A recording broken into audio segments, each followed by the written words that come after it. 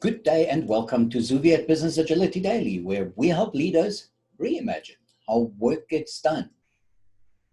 Even though lockdown is getting eased slowly but surely around the world, we are living in a new normal, and work at home and distributed teams are here to stay, and with it, the need to manage them differently. Coupled with that, most companies will have to rethink what they do and how they do it, and then act faster than ever before. If we are looking at these two combined, it is no longer good enough to look at company metrics only through so-called lagging indicators like financial performance, often provided weeks or even months after the fact. The single most important question that our customers tend to ask is, when will it be done? But how can we predict that? And do any of the following questions and statements sound familiar to you, even if you are already using some form of agile methodology?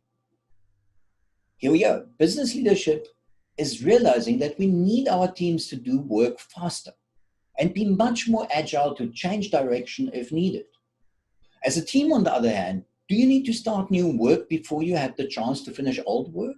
And are you constantly asked to expedite many of these new requests, in addition to being expected to get all of your other current work done according to the original estimates and commitments?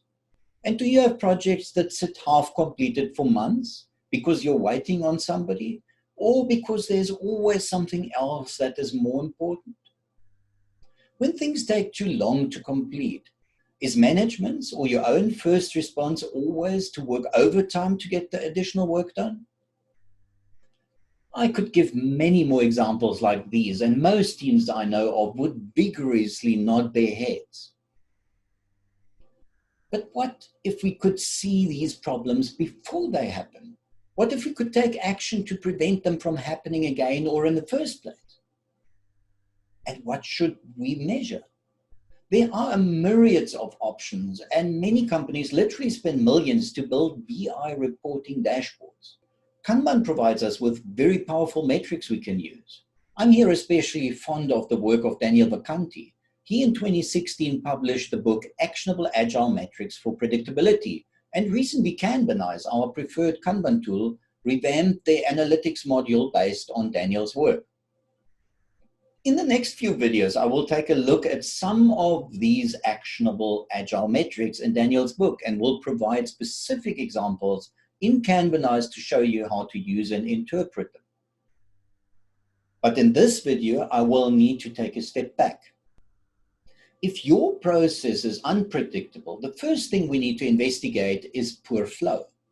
If you did answer yes to any of the questions I asked above, then there is a good chance you have a large queue somewhere in your process. And the most obvious effect that you feel is that work just takes too long to complete.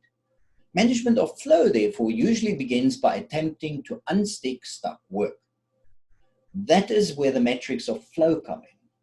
In Daniel Vacanti's words, observing and measuring flow is going to provide the missing component that you need to make your process more predictable.